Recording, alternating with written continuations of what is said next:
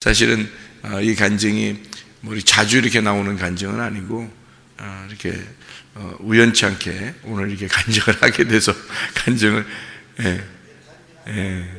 그러니까 간증을 하려고 한 건 아닌데 이렇게 간증을 하게 돼서 간증이 나왔는데 아주 귀한 간증이죠. 이런 간증. 여기 6절에 보면 이를 위하여 죽은 자들에게도 복음이 전파되었으니 이는 육체로는 사람으로 심판을 받으나 영으로는 하나님을 따라 살게 하려 함이라 이렇게 되어 있습니다. 죽은 자들에게도 어떻게 복음이 전파돼요? 말이 안 되죠, 그죠? 죽은 자들에게도 복음이 전파된다 이렇게 말하는 것은 영적으로 죽은 걸 얘기하는 거예요. 영적으로 죽은 것들. 그러니까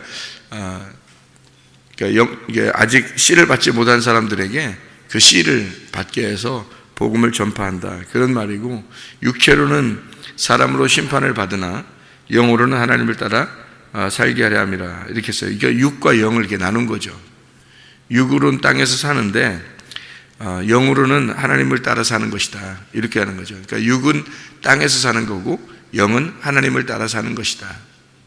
우리가 이 자체가 이게 나누어진 거니까 육이 땅에서 영이 하늘에서, 그러니까 나누어진 거니까 그 자체가 심판이다 그런 이야기가 되겠습니다. 그 자체가 심판이란 얘기지, 죽은 사람들이라는 건 영적으로 죽은 사람이니까 영적으로 죽은 사람들에게 복음이 전파되면 어떻게 돼요? 육으로 사는 것과 영으로 사는 것이 딱 구분이 되죠, 그죠? 이게 자기가 복음을 받게 되면, 복음을 받지 못하면 죽은 상태로만 살기 때문에 육과 영이 나눠지질 않아요. 그냥 육과 영이 그대로 이 육을 따라 살게 되는 거죠. 그런데 복음이 전파되면, 죽은 사람에게 복음이 전파되면 이게 살아나기 때문에 육과 영이 딱 구분이 되죠. 이게 자체가 심판이 되는 거란 말이에요. 그래서 만물의 마지막이 그거예요. 만물의 마지막이 그거란 말이에요. 그러니까 어느 날 마지막이 온다 이것도 있겠지만 그 어느 날 마지막보다 만물의 마지막이라고 하는 게 나의 마지막이에요. 나의 마지막이 오게 되면 이 말이죠. 나의 마지막이 가까이 왔으니 그러므로 너희는 정신을 차리고 근신하여 기도하라. 이렇게 계속 기도하는 삶을 이야기하는 겁니다. 그러니까 바른 정신을 가지고 있어야 된다. 바른 영을 가지고 있어야 된다 그 말이에요. 그러니까 건전한 영, 바른 영. 우리가 바른 영, 건전한 영이라고 하는 건 어떤 의미냐면 진리의 말씀이에요. 진리의 말씀을 네가 가지고 있어야 된다 그 말이고, 거짓 영이 있어요. 그 거짓 영이라는 것은 거짓 말씀을 얘기하는 거예요. 그럼 거짓 말씀이라고 하는 건 다른 말씀을 얘기하는 거죠.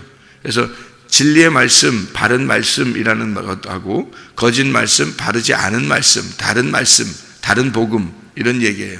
그러면 이게 둘로 나누어지게 되겠죠, 그죠? 그래서 우리가 거짓 말씀이라고 하는 건 거짓말 이 세상 사람들이 친다는 의미가 아니고 다른 말씀이니까 성경에서 이 두 가지를 그대로 같이 얘기해요. 그래서 성경은 자세히 이렇게 보게 돼야 되는데, 이걸 성경을 요 자체적으로 글자들을 이걸 그대로 보면은 이걸 뭐라고 생각하게 되냐면 율법이라고 생각할 때, 그러니까 율법이라고. 그러니까 이 성경 자체는 율법이에요. 이 성경 속에서 내용을 발견하게 되면 이게 진리의 말씀이라는 거죠. 그러니까 내게 오는 진리의 말씀. 마지막 때가 가까이 왔는데 성경을 너희가 깨닫지 못해서 하나님이 열어주지 않아서 말씀을 네가 이해하지 못하고 있으면 이건 율법이 되는 거죠. 그러나 이것을 이해하게 된다면 속에 있는 내용을 깨닫게 되니까 밭에 있는 보화를 발견하게 되는 거다 이거죠. 그러니까 그게 바른 말씀이에요. 그 진리의 말씀, 하늘에서 내려온 말씀이 바른 말씀이고 땅에서 이렇게 땅에서 있는 그런 말씀은 이제 율법의 말씀이죠. 그러니까 하늘에서 내려온 그 말씀이 우리의 말씀이 돼야 된다. 마지막 때가 되니까 이렇게 이 바른 말씀이 희귀하게 되는 거죠. 마지막 때가 되면 진리의 말씀이 많지가 않아요. 그래서 진리의 말씀을, 그래서 한 번은 이렇게 집사람하고 얘기하면서 무슨 얘기를 하냐면 참 마지막 때가 되니까 진리의 말씀이 참 이렇게 보기 드물다. 이게 진리의 말씀을 듣기가 참 힘든 시대가 왔다. 이럴 때 정말 목사님들이 더 정신을 차려야 되지 않겠는가, 이런 같이 얘기를 했는데, 왜냐하면 목사님들이 정신만 차리면 그 교회는 살아나니까. 그 교회는, 그러니까 목사님이 진리의 말씀을 받으면, 하나님의 진리의 말씀을 받으면 그러면 그 교회는 살아나죠. 어쨌든 그죠? 근데 그런 목사님을 찾기가 쉽지가 않다는 거죠. 마지막 때는 그게 마지막이에요. 왜냐하면 그게 빛이니까, 그 진리의 말씀을 받은 게 그게 빛이거든요. 그런데 그걸 못 받고 그냥 목사 생활하고 그러면 그 교회는 어둠이 있는 거예요. 그러니까 그게 굉장히 중요한 거죠. 그러니까 자기들 입장에서는 이제 만약에 아유 당신 말씀을 깨닫지 못한 것 같아요 라고 누가 와서 얘기하면은 굉장히 기분 나쁘겠죠. 굉장히 기분 나빠가지고 괜히 이게 겸손하게 가만있어 봐, 내가 진짜 말씀을 받은 게 맞나? 아니면 내가 진짜 어디서 베껴가지고 맨날 이거 하는 건가? 이러면서 자기가 생각을 해보면 자기가 겸손해질 수도 있는 거거든요.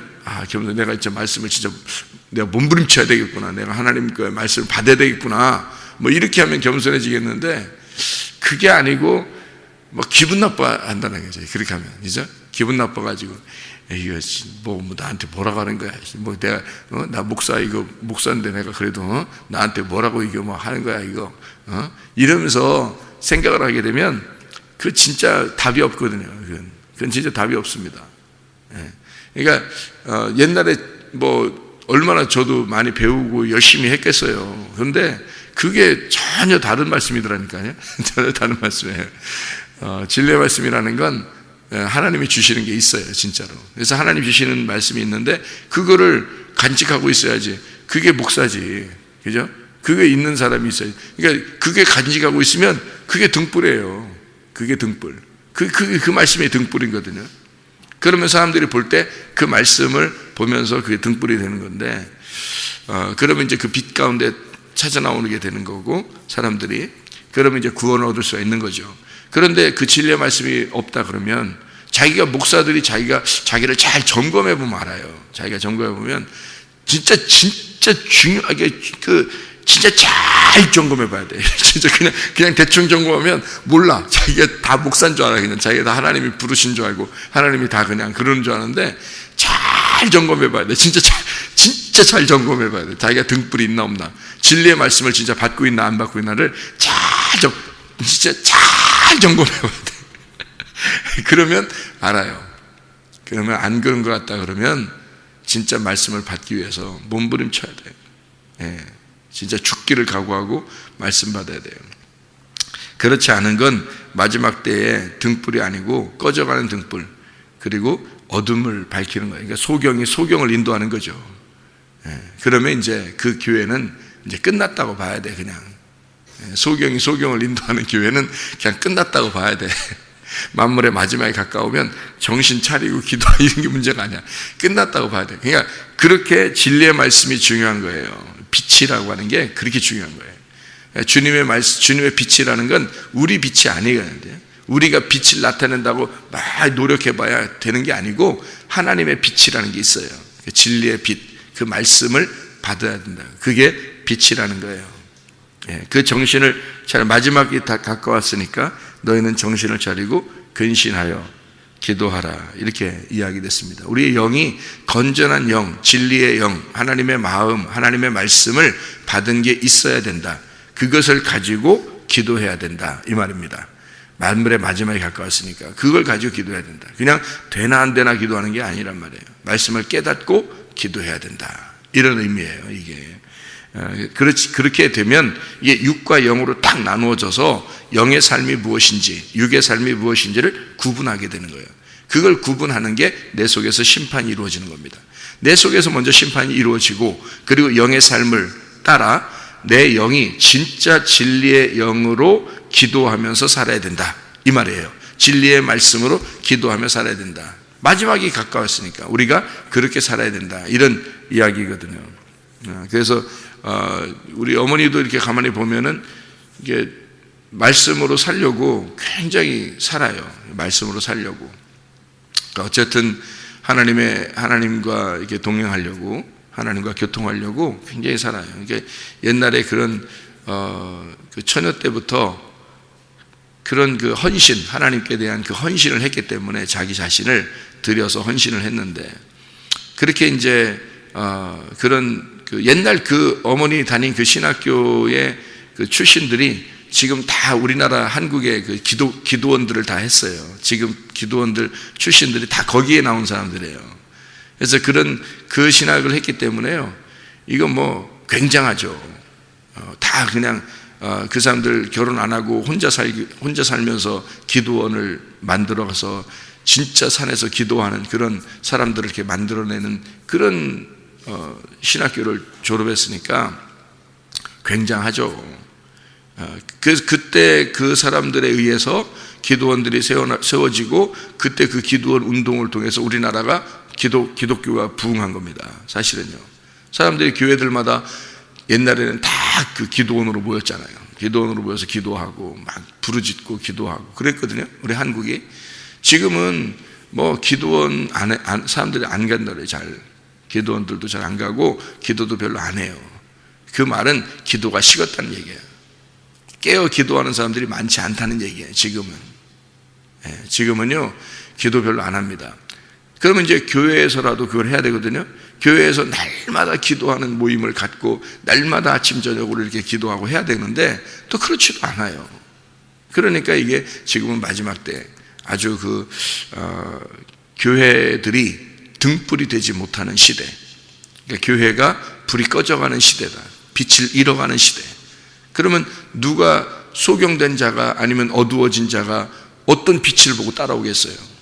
어떤 빛을 보고 따라서 살겠냐고요. 힘들잖아요. 그래서 그런 생활을 했었기 때문에 어머니도요, 아버지를 갖다 목사님을 만들고, 뭐 어머니가 만든 건 아니지, 하나님 만드셨지만 어머니를 통해서 아버지가 목사님이 되고, 아버지가 돌아가시기 전까지 어머니가 이 보조를 맞춰서 돕는 배필이 되셨는데, 그러니까 아버지도 그걸 인정하는 거죠. 돌아가실 때까지 당신 없이는 내가 이런 목회를 할 수가 없었다. 그런 이야기를 하는 게 이런 아버지를 그렇게 만드신 거예요. 실제로 아무것도 모르는 아버지를 갖다가 어머니가 믿음으로 다 하나씩 성장시킨 거예요. 진짜로.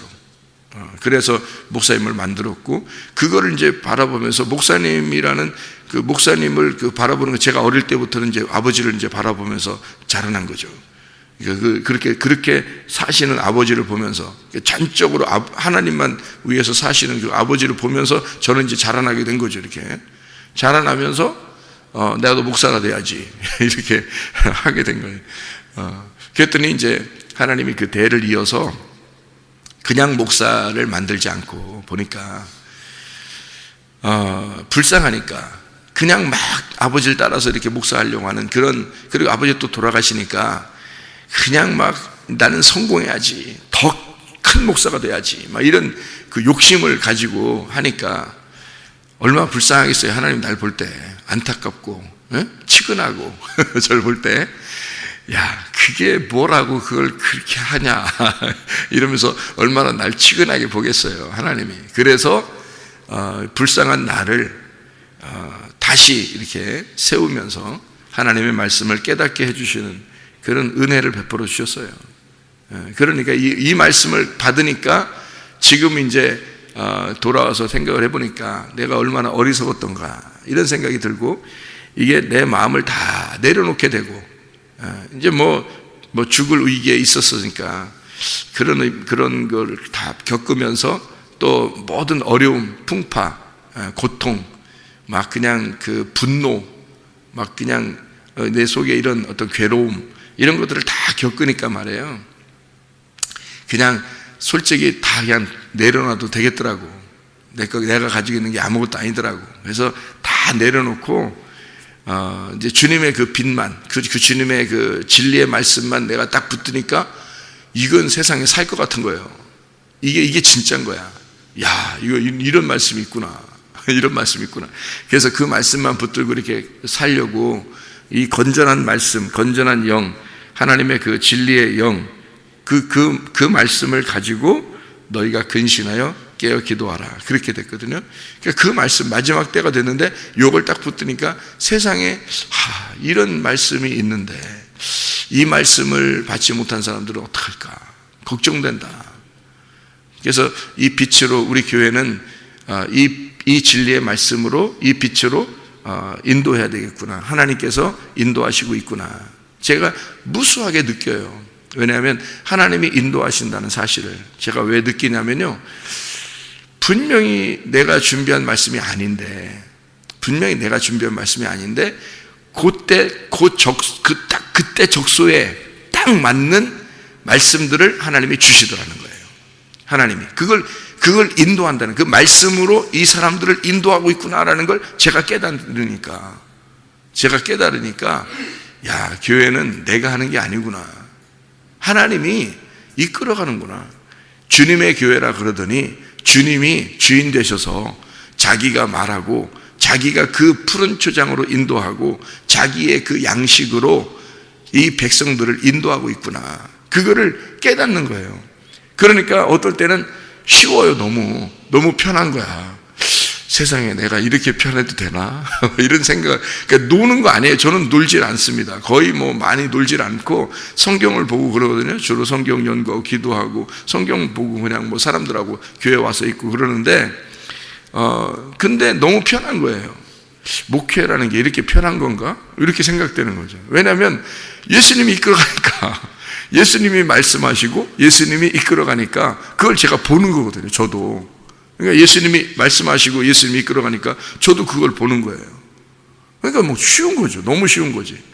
그 목사가 설교 준비한다는 게 스트레스가 엄청 많거든요. 그게 목사가 설교 준비한다는 게 스트레스가 엄청 많아요. 그런데 이게 설교 스트레스가 없으니까, 왜냐하면 주님이 말씀하시고 이끌어가니까 저도 같이 따라가는 거거든요. 제가 먼저 이제 듣는 거고, 먼저 아는 거고, 그리고 그걸 갖다 전달하는 거예요. 그러니까 쉬운 거예요. 그러니까 이게 얼마나 쉽겠어요, 목회가. 그러니까 목사 설교 스트레스가 굉장히 있을 텐데 설교 스트레스가 없으니까 편한 거예요. 그냥 따라가는 거예요, 나도. 그러니까 저는 편하죠. 아주 편합니다.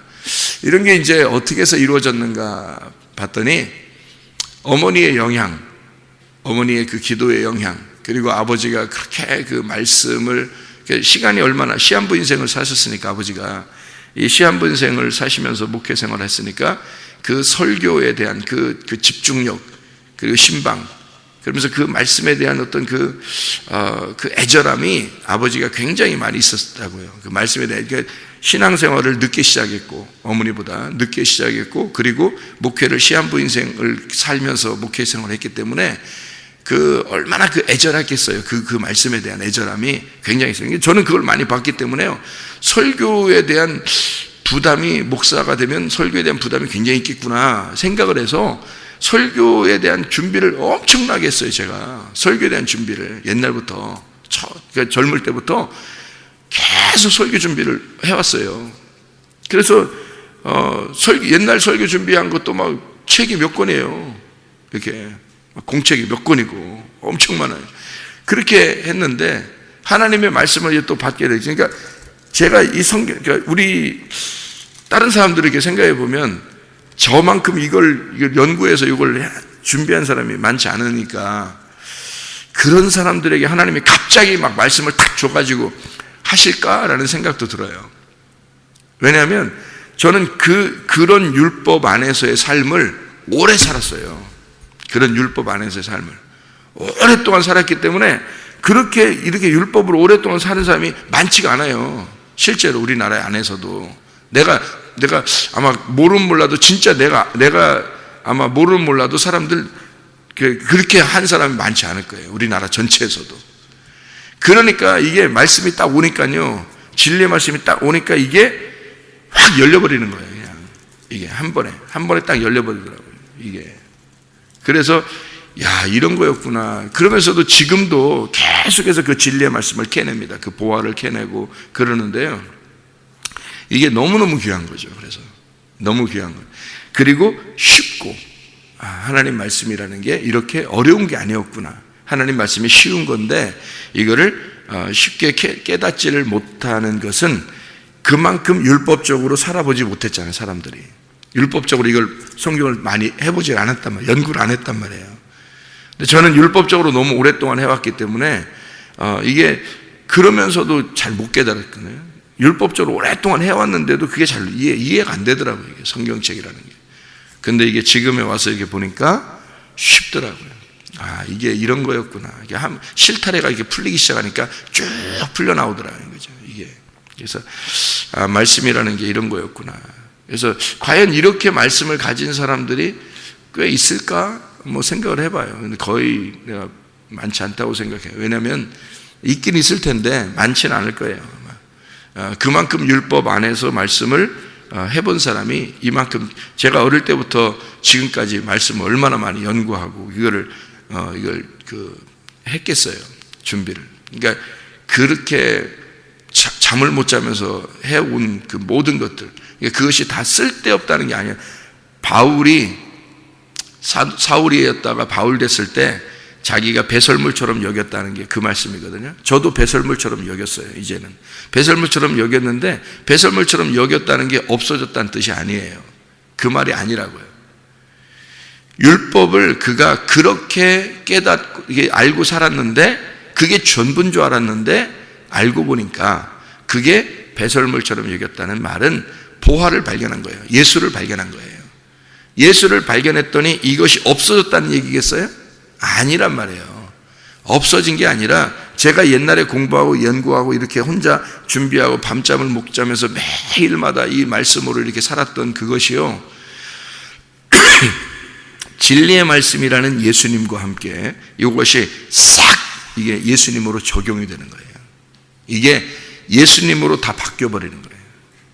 이런 거지, 배설물처럼 여겼다 바울이 그러니까 이게 자기가 배웠던 게 싹 사라졌겠어요? 그런 의미가 아니라고요.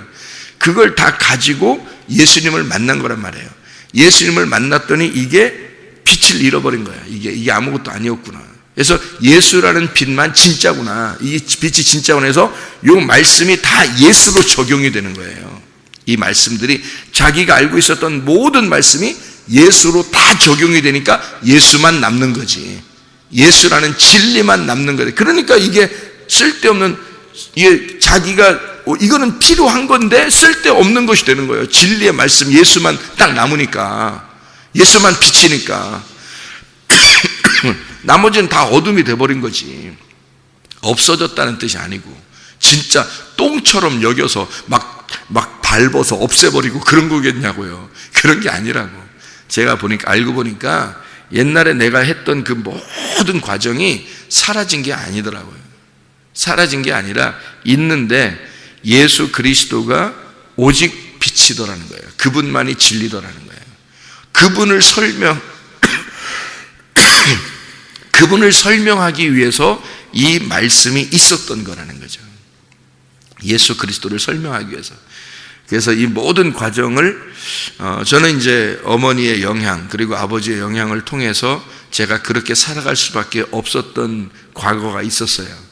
그러니까 내가 그렇게 살다 보면 죄 한 번 안 짓고 살 수도 있잖아요. 그렇게 따지면. 그러면 하나님 만나기 어려운 거거든요. 그러니까 하나님이 완전히 그냥 바닥으로 집어넣어버리는 것 같아. 그러니까 완전히 구덩이로 집어넣어서 나를 갖다가 완전히 짓밟고 지옥을 경험하게 만든 거예요. 아주 그냥 죄악된 세상의 삶이 어떤 것인지 완전히 경험하게 만들어서 다른 사람보다 훨씬 더 큰 죄악들을 막 지게 만들어 놓은 거예요. 그것도 지나고 보니까 하나님의 그 과정이었던 거죠.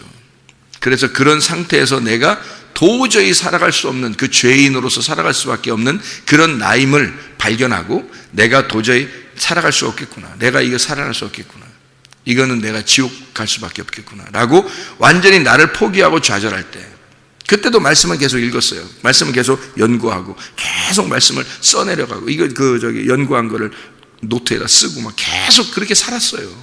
그러면서도, 그런데 그때 주님을 만나면서 이게 그 구덩이에서 빛으로, 어둠에서 빛으로, 밝은 빛으로 쫙 나오게 되니까요, 세상에 살 것 같은 거예요. 내가 바라던, 내가 추구하던, 내가 원래 이런 삶, 그러니까 하나님을 위해서 내가 이렇게 살아야지 하는 그 삶이 있었는데 지금 그렇게 살고 있는 거예요. 지금. 그러니까 나는 이렇게 살 사람이야 라고 했던 그때의 그 내 소망이 지금 이루어진 거예요. 지금. 그러니까 얼마나 살만 나겠어요, 지금이. 얼마나 기분 좋겠어요. 지금 행복하게 사는 거니까. 지금 천국같이 사는 거예요. 그러니까 이런 삶을 사는 거였는데 라는 것을 과거에도 목사는 이렇게 살아야 되는데, 목사는 이렇게 살아야 되고, 목사는 이래야 되는데 라고 알고 있었던 그 모든 그 내 마음의 소원이 지금 이루어지고 있으니까. 그러니까 이게 다 뿌리를 통해서 이게 진액이 빨아져 내려오는 것처럼 예수 그리스도가 우리 어머니와 아버지를 만나게 하고, 그리고 그 과정을 거쳐서 또 나를 실패하게 만드는 사람도 만나게 하고, 또 실패도 해보고, 그리고 그렇게 안 만났으면 또 실패 많이 안 했을지도 몰라요. 그렇게 만나서 실패를 해보고, 그러면서 또 다시 이렇게 하나님이 다시 만나게 하고, 또 이제 세우는 그런 모든 과정이 하나님이 하신 거더라는 거죠. 이렇게. 그래서 이렇게까지 경험을, 그러니까 최악의 경험 그리고 최고의 경험을 하게 되는 것을 만난 사람이 아마 우리나라에 또 있을까? 많이 없지 않을까? 이런 생각도 해봐요. 그러니까 하나님이 그런 식으로 인도하시더라고요. 지금은 진짜 이게 무엇인가? 어떤 것이 중요한 것인가? 무엇이 정말로 중요한 건가? 무엇이 우리를 인도하는 건가? 진짜 나의 삶을, 우리 교회를, 우리의 가정을 무엇이 인도하고 있는가를 깨달은 거죠. 어떤 것이 진짜인지를 깨달아, 진리가 무엇인지를 깨달은 거죠. 그런 삶이 무엇인지. 이거를 알고 지금은 기도하고 정신 차리고 기도하고 살아가는 겁니다.